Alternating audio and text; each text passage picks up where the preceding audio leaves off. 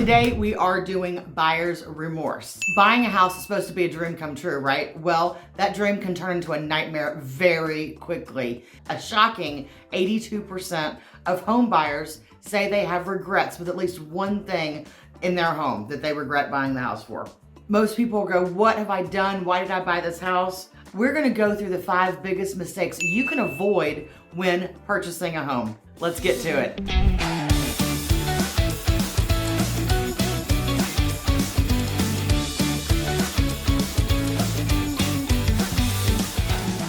Hey y'all, this is Amy Clark with Clark Realtors, your go-to realtor for buying, selling, and investing right here in Memphis in the Mid-South, the Bluff City. All right, today we're gonna go through the 5 biggest mistakes home buyers make, or they make them feel like they've regretted purchasing this house. So let's get to it, but stick around to the end so you can get my bonus tip. Mistake number 1, rushing the purchase and settling on the house. If you've ever bought anything on an impulse, then you know what I'm talking about. That can cost you thousands of dollars. So rushing the purchase is not always a good idea. I had to do this just recently with a car that I bought. I rushed the purchase and, not too happy with it, but here we are. We're gonna get through it. But that's a car, not a house. So I can live with a car mistake and I can always buy another car. That's not a problem. 38% of people actually feel like they were rushed into buying their house. Maybe because of the market, maybe because of timing that they jumped into the market. Maybe they settled for a house because they were afraid that there was something pushing them in the background, like a job change or they have to move right now. Something's happening. But 38% of people that have bought a house have felt like they were rushed into it. Please don't allow your realtor to rush you when you're making a real estate purchase. This is a big purchase. Don't allow your real estate agent to push you. Yes, they're salesmen. Yes, we are salesmen. We do want to make a sale, but it is not in our job description to force you or rush you into buying a house and making an offer on a house. So it also goes against my code of ethics. I'm supposed to protect you when you're with your fiduciary duty. I'm supposed to protect you with your money and how you spend it. So rushing you to purchase a house you really don't want, or you're not sure of, is a terrible way to go about the real estate process. Don't let your agent rush you. You could overlook the details. So what I want to talk about when purchasing a house, do it beforehand. Make a must-have list. This is a non-negotiable must-have. Is it a short commute? Is it a big yard? Is it a small yard? We want to make sure that you have your must-haves. No house is perfect. Every house is gonna have something that's not right. I don't care if it's a $20 million house or $200,000 house. No house is perfect. Also, make a list of things that would be nice to have, but they're not deal breakers. That will save you time, energy, effort, and you'll know. Most people know in the first 10 to 15 seconds when they walk into a house if this house is right for them. Visit the house more than once to make sure that you're looking at the house all different times of the day and night. What is the nightlife like? Is it quiet? Is it busy? Is it, what is it? Can you live in a house with what's going on outside at night? What's the daytime like? Make sure you're looking at these things. Go through the neighborhood several times before buying the house. Sleep on it. If you're unsure, make sure you sleep on it. Take some time to think about it. Give yourself at least 24 hours before you put that offer in, before you ask your realtor to put that offer in. Remember, a rush decision can lead to years of frustration down the line. Mistake number 2, house poor. You overextended your budget and now you can't go on vacation. You can't do anything except work, sleep, and do yard work. You can't do anything. You bought a brand new gorgeous house. You went over your budget and now all you can do is take a second job to help pay your mortgage on time. So we don't ever want to overextend ourselves. That's why I'm very cautious with buyers. I need to know from your lender exactly what your top number is, and I will never show you a house above that top number unless you come to me and say, this is what I'm now qualified for, and I'm gonna go above this number. I don't want to show you something that is fantastic, you love it, you want to buy this house, it's a little over your budget, you can make it work. Let's not do that, people. Let's just not do that. We don't want to be house poor. We want to be able to buy groceries and furniture maybe, and maybe a new car if you have to buy a car. Things happen, life changes. You don't want ever to go over 30% your mortgage, which is principal and interest, taxes, and insurance. Those are the 4 things that go into your mortgage, and you want to make sure that you can afford that. Hopefully it's only 30% of your monthly income, so you're never gonna be stressed financially having your mortgage too high. 22% of home buyers say they spent too much on a house, and now they live in a big empty house because they can't buy furniture. And don't always assume that you can just refinance later and get that mortgage down. Don't assume that. Interest rates fluctuate, the market changes, and you never know if the interest rates are gonna go up or down. You could be stuck with a mortgage and interest rate. If the interest rates tick up a little bit in the next year, then you wouldn't be able to refinance and cost you more money. So, don't always assume that you can just refinance 6 months down the road and everything will be fine. Always factor in the hidden costs of buying real estate. There's maintenance. There's monthly maintenance on your house. There is interior maintenance, exterior maintenance. There is HOAs maybe. Property taxes could go up. HOAs, fees, utilities, insurance, maintenance. These are all costs that go into buying a house. So make sure that you have room in your budget for those things. Mistake number 3, this is a big pet peeve of mine. I don't recommend it ever. It is legal to do. I don't recommend it ever, and you could really get caught with some very big financial burdens. This is just another step in the home buying process that you really need to take advantage of. Get a home inspection. Get a home inspection. If you decide against it, then I'm gonna make you sign paperwork saying that I told you to get a home inspection and you did not want to spend the extra $300 to get a home inspection. $300 to $500, whatever. We want to make sure that there's no HVAC problems lingering. Is the appliance at the end of its life?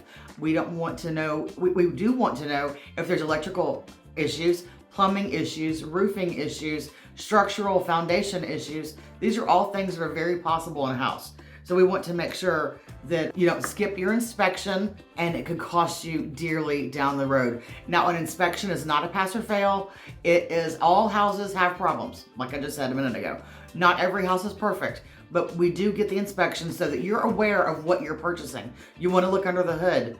You want to make sure you do that. You want to look and get qualified people out there to make sure that you are at least have some protection and you know what you're buying. You get this inspection report, and it basically is going to be your homeowner's guide to your house. How old is this appliance? Do I need to think about changing it? Is the hot water heater going to blow up because it's 25 years old 2 months after I move in? These are real issues, are real problems, and we need to make sure that we address these before purchasing a house. So always have your home inspected by a professional. And then you and the seller decide what is the best course of action to go forward in buying the house.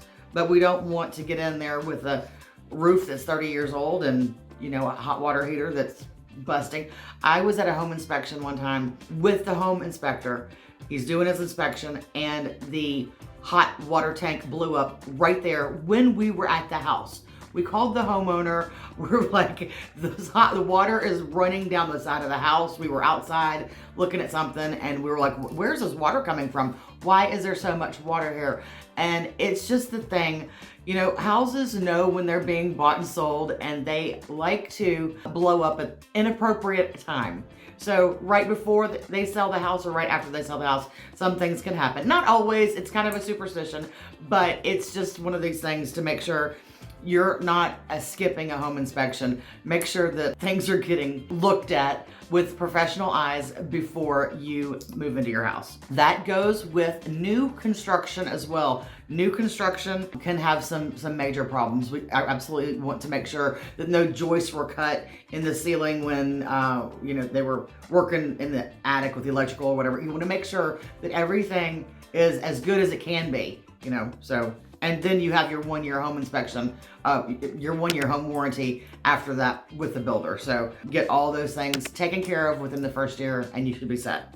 If you like what I'm saying, tap the bell for notifications, subscribe, let me know what's going on so you can watch my next videos. Mistake number 4, underestimating maintenance costs. So you want to put aside 1 to 2% of the value of your house in a savings account for maintenance costs that come up. Okay, so $500,000 house, you want $5,000 in the bank ready to go for a new refrigerator, a new washer and dryer. I mean, anything could happen. You need a lawnmower, you need something.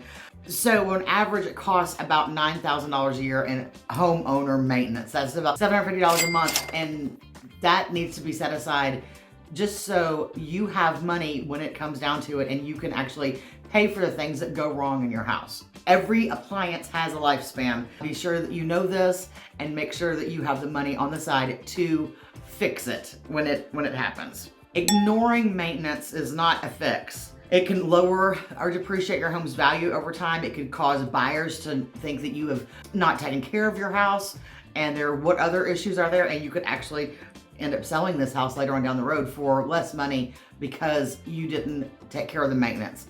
Peeling paint, cracked windows, all of these things, leaky faucets, all these things is maintenance issues. You got to fix them. Things come up. When you live in an apartment or in a rental house, you know, the owners of those properties, they take care of that for you. So you don't have the maintenance cost. But when you buy a house, the maintenance cost is on you, the client, the consumer. I had a client one time call me just a month or two after they bought a house, and he said all 3 of my air conditioners blew up. 3 of them. In a 5,000 square foot house, 3 air conditioners all at the same time. Luckily, he had a home inspection. He knew that they were getting close, but they were working fine during the time of the inspection. And after that, they just all went out. It was just a fluke that they went out at the same time. It cost him about $20,000 to fix the 3 air conditioners at the time. They're a little bit more expensive now for 3 at one time if you're buying 3. I just bought one 2-ton unit a while back for my upstairs, and it was $10,000 to have installed. So, I mean, I don't know where the AC cost has blown up, but it sure has. But he had a home warranty, and we were able to contact the home warranty people. And it was an older home. It wasn't, you can buy home warranties when you buy a house. So it was an older home. We bought the home warranty, and they didn't cover everything, but they did cover a lot of it for him. So that did help. But, you know, during the home inspection, it was working, and that's all that we needed. And that's to make the buyer okay. And then he was able to take care of it. But maintenance, you never know when these things are going to happen. It can happen at any time, the day or night. Believe me. Number 5, location, location, location. So when I am talking to a buyer and we are looking at houses, I am looking down the future so that you're going to be a client of mine for longer, right? So I'll sell you this house, but then maybe you have a job change in 5 years and you call me back up, Amy, come list my house. I need to sell it. Moving to California. No, I'm kidding. But you gotta move. And so, well, you live next door to the city garbage dump, and your house and your neighborhood smells very ripe at certain times of the day and certain times of the year, and when the wind blows. So I'm probably not gonna suggest, unless you absolutely have to. I mean, you're the one in charge, you're the client, but I'm gonna point out things like this to you that I know about the neighborhood and the surrounding areas to make sure that you're making an informed decision, and we're gonna be able to sell your house later. You know, there's just things you can't control. And so you can control location. You can control where you buy your house. But as long as you are informed and you know everything there is to know about the surrounding areas, you know, a train track and you're not too, you know, it's too close to you and it bothers you, then that's not something I'm gonna want you to buy. If you live next door to an industrial complex and they're hauling chickens, you know, at 3 o'clock in the morning, that's probably not something you're gonna wanna buy. So just know and aware of your surroundings to make sure that the house doesn't have any of those obstructions that, you know, you just can't get away from. So that's when we're looking at houses, I'm looking at those things to make sure that I give you all the information you need about what's going on. But 22% of buyers regret buying the house because of the location. It is because they didn't do their due diligence. They didn't know everything about the neighborhood. You can renovate a house, but you can't relocate it. Well, you can relocate it. It takes a lot of big tractors and lifting and moving some houses, and some houses just can't be relocated. Always make sure that the neighborhood is exactly what you want. The crime statistics are where you want them, and the neighborhood is exactly how you want to live your lifestyle. So look at the neighborhood all times of day and night. Make sure, look around it. You don't want to get into your neighborhood and go, oh, I just bought this fantastic house, but the darn grocery store is 30 miles away. Well, that could be a problem. My grocery store is 7 miles from here and it drives me crazy. 7 miles is too long to go get milk or green onions or something you forgot at the store. We've gotten used to it over the years, but it is, at the beginning I was like, oh gosh, the grocery store is so far. So how do we avoid this? Visit the area, drive to work. If you have to commute to work, start from this house and drive into work. How long is it gonna take you? Do it during your heavy commute hours, your 8 to 5s, your rush hours, do it then. Make sure that you are not sitting in traffic for 2.5 hours to get to downtown Memphis to go to work because you work at St. Jude. So we want to make sure that the commute is okay for you and you're not regretting sitting in traffic for 2 to 4 hours a day in traffic, in Memphis traffic. We don't want that to happen. And check your crime statistics and check your school ratings. I can give you access to that information, tell you where it is. I just want you to make sure that you are doing your due diligence as well. That's a good one. But here is my bonus tip for you. So a sixth tip, a mistake. A lot of people rely on friends, family, neighbors. What do you think? I'm buying this house. What do you think? What do you think? And oh, believe me, they will give you their opinion, especially family. Uncles, Uncle Bob, mom and dad, grandmother, everybody will tell you what they think about your house and your situation and what the price is and everything else. My bonus tip for you is your neighbors, your cousins, your co-workers, your parents, your grandparents, they love you dearly. They are not paying the mortgage. This is your choice. This is your opinion. This is your choice. This is your house. This is going to be your house potentially. So their opinion matters to you at heart. Yes, it does. But they're not writing the checks every month. You are going to be. And the price that you pay for your house is no one's business. That is absolutely nobody's business. How much money you paid for your house. Just FYI to make your decision a little easier. So buying a home can be very exciting. It can be, I want it to be exciting and not stressful. Avoid these mistakes. Location, location, location. Don't rush to purchase a house. It's nobody else's business what you paid for it. Skipping the inspection, these things, and these are all very important in the purchase of your house. If you think I helped you out in this video, hit a comment, tell me what happened when you bought your house, what you hate about it, why you regret buying it. And thank you so much for joining me on another episode of Living in Memphis in the Mid-South. Don't forget to like and subscribe and contact me so I can help make your Memphis dream a reality. Thanks.